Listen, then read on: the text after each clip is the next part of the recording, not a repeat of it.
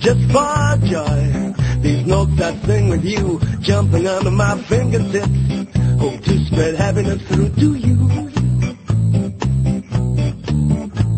Like mischievous forest elves, those notes sound scared of the game, frightening to those... Hi, I'm Krishna. Welcome to Solitude Farm in Oroville, South India. We want to share with you our work in natural farming. Natural farming is the creation, is the inspiration, the vision of Masanobu Fukuoka, who wrote the One-Straw Revolution. Natural farming is a gentle way of farming. It's a non-intrusive, minimum intervention way of farming that reflects nature's own processes. Leaves fall, organic matter falls, seeds germinate, plants grow, decay and fall, and there is not any machinery, there's no ploughing, there's no chemical fertilizers, no pruning. It's all minimum intervention. So basically we want to show you how we're cultivating rice like this. These are all rice fields here. These fields will all flood in the season. And this is a bean called black velvet bean. So basically there's 3 steps to the growing the rice. The first step is we'll throw seeds into the black velvet bean. Then we'll cut the black velvet bean. Then we'll spread the black velvet bean over the field. And the rice will get trampled into the ground as we're doing all that. The rice will come up through the decaying mass, and that's the rice. Then the rice needs to be a little bit weeded, a little bit of thinning, but that's basically the system. So now we're going to actually show you step by step we'll show you what we're doing. So this is our rice, seed from last year, and basically we put the rice into a bucket and we soak it overnight. So this will get soaked now in water, and then we'll sow it the next day into the field.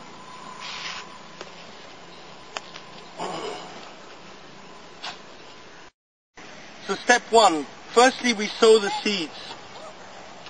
In Tamil culture we call this corner, the eastern corner, the Sunny's corner. Sunny means Saturn, Sunny-Karamai, Saturday, Saturn's corner. So we always start sowing in this corner. So we just sow directly into the beans like this. This is Khaled, and he's going to sow in the other direction just so we have quite a nice homogeneous germination. We also tend to oversow a little bit. We put a little bit more seed.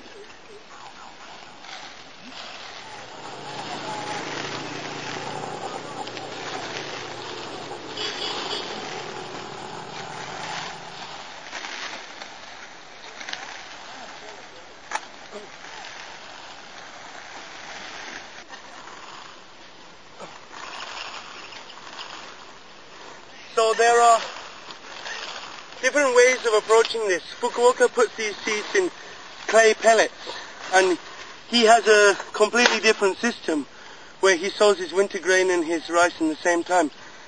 So far that's not working out for us because of irregular rains. If this germinates in the summer with a crazy rain, and then we don't have water to irrigate it for the next 3 months and it's 45 degrees, then it's no point in having the seeds in pellets prior to the rainy season. So in this case, there's such a dense ground cover here. If you look into this ground cover, it's so dense. When the seed goes in here, and this gets covered, there's going to be no exposure for this rice seed to insects. That's another reason he puts it in clay balls. Sorry to not be so sequential with my information, but it's to protect the seed from getting eaten by birds and insects. But when this seed goes in here and all this is cut and laid on top, nothing can find that. And as we're cutting all this beans, I'll show you that in a minute, the rice seed actually gets trampled into the ground. So this black velvet bean was planted in the end of April. Basically Khaled did that, and he was sowing this. He sowed the black velvet bean, and then he made these trenches on the black velvet bean. And so it's about 6 months into the It's about 6 months now it's been growing in the field. Now what we do now is we have 2 people pulling it back, and the other people go underneath and cut the roots like this. So as it's being pulled back, the other people just cut the roots. And what happens is, like this, the seeds get trampled into the ground. You see, as we're working, the seeds are just getting into the ground like that. They just get trampled in naturally, automatically. Sometimes when you pull up one of the roots as well, the soil comes up and covers the seeds as well. So they're automatically getting buried. So this is the step 2. This is cutting the green manure. And the ant. So you see, there's a lot of life in this soil. Now, it's full of life because it doesn't get plowed. When you don't plow this soil, you start to get a very beautiful soil structure. And the soil is not exposed to intense heat. This soil is full of microorganisms, millions of microorganisms, bacteria, molds, earthworms. As you can see, loads of earthworms in here. You just keep picking them up. So actually the whole need of doing, the whole question of doing vermiculture and all of those sorts of things is completely irrelevant, because just by returning organic matter back to this soil and not ploughing it, the life is coming into this soil on its own. So this is the quality of our soil.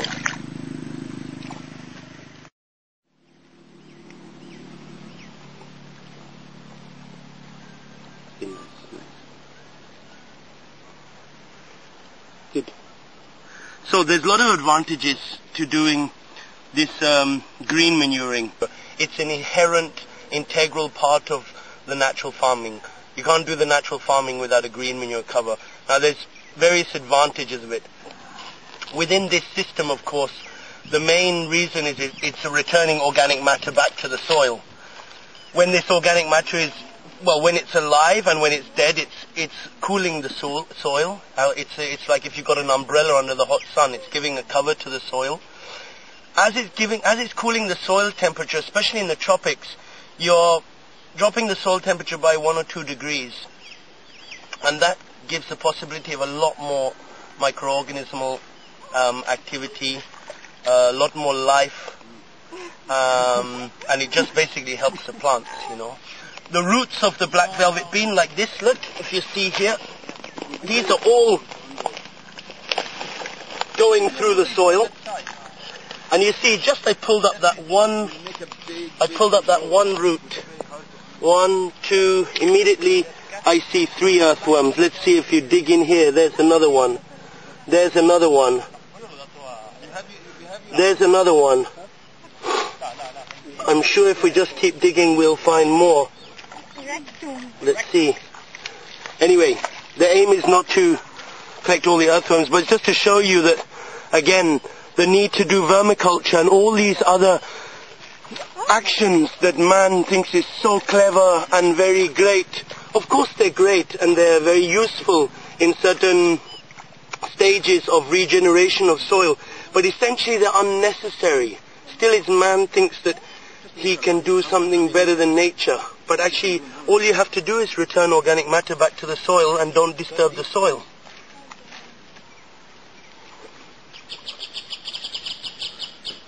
Beautiful guy. Can you help me get this? So as you can see, in this green manure, when you open it up, because it's so dense, because there's so much leaf litter dropping to the ground, there are no weeds growing in here. So the whole question of weeding a field and ploughing a field is completely superfluous, because this green manure has suppressed any weeds. Play with us, frightening to those who never join the group. La la la la la la la la la la la la la la la la la la la la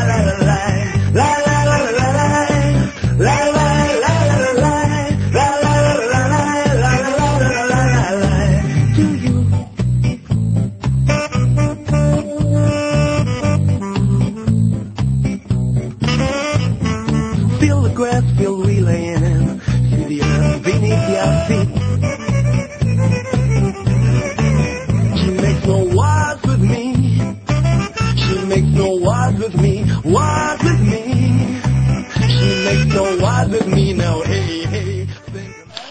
is our very unique way of cutting the green manure. We just roll it up like a carpet.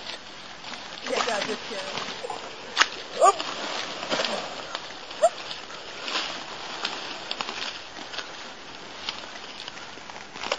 Again, you can see there's no weeds under this green manure.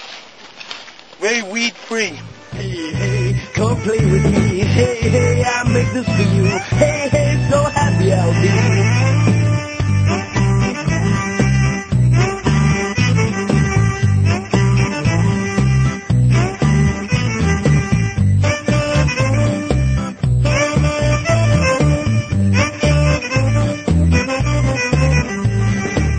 Don't think too much, just dance. Just give all yourself to you. So after rolling the green manure up like a carpet, then we just simply roll it back again. This is step 3. This is about a month old now, this rice, and it's just come through the decaying mass of the black velvet bean, which you can see down on the ground here. Again, the weeds are so minimal here. Of course there's going to be a few weeds coming up, but we're not talking about a clinical, hospital-like cleanliness of the field without any weeds. Basically, there shouldn't be too much competition for the rice, and there isn't due to the green manuring. So as you can see, the 3 steps are done. First, we sowed the rice into the green manure, then we cut the bean, then we spread the bean back. It was as simple as that. So this gentle way of farming, it allows life. You've seen how much insects and earthworms, and there's all the life you can't see. All of that life is the fertility. Fertility is not a list of phosphorus and potassium and nitrogen in the back of in a table in a book. The fertility is the life. So by practicing this very gentle form of farming, we're nurturing life, we're nurturing the soil, and that's the benefit of natural farming.